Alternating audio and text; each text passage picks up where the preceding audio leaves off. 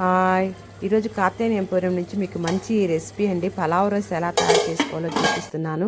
ఈ పలావ్ రైస్ కావాల్సిన main ingredients అండి టమోటా, పచ్చిమిర్చి, పుదీనా, కొత్తిమీర మనం రెడీగా పెట్టుకొని ఉండాలండి. ఆనియన్స్, బియ్యం కూడా ఎన్ని కావాలని కడిగి పెట్టుకోండి.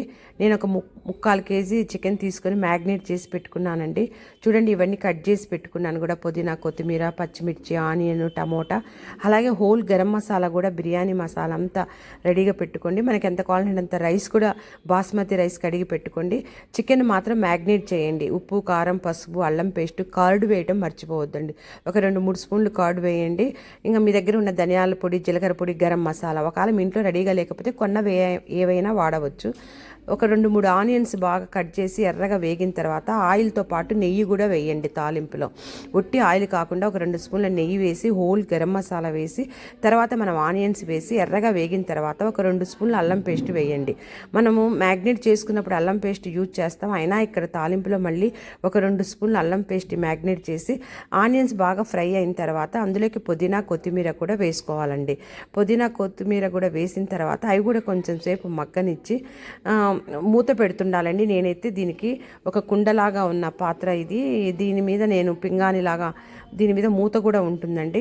అలా చక్కగా అయిపోయిన తర్వాత మనం మ్యాగ్నేట్ చేసి పెట్టుకున్నాము చికెన్ కదండి, అది పక్కనే ఉంటుంది.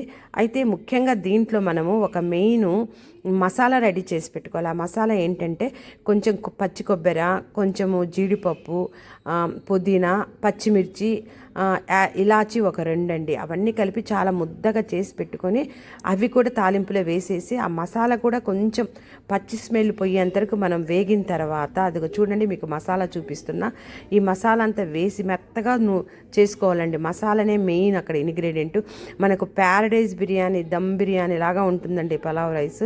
చూడండి, ఆ మసాలా వేసిన తర్వాత ముక్కలు కూడా వేసేయండి.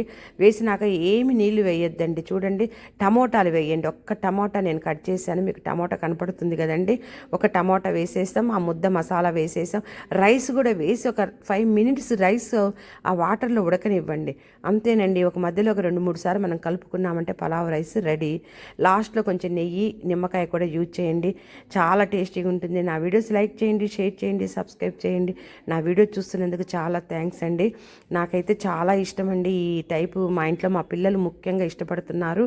ఈ పలావ్ రైస్ మనకు చక్కగా హైదరాబాద్ బిర్యానీ టేస్ట్ వస్తుంది. ఒకసారి ట్రై చేసి చూడండి.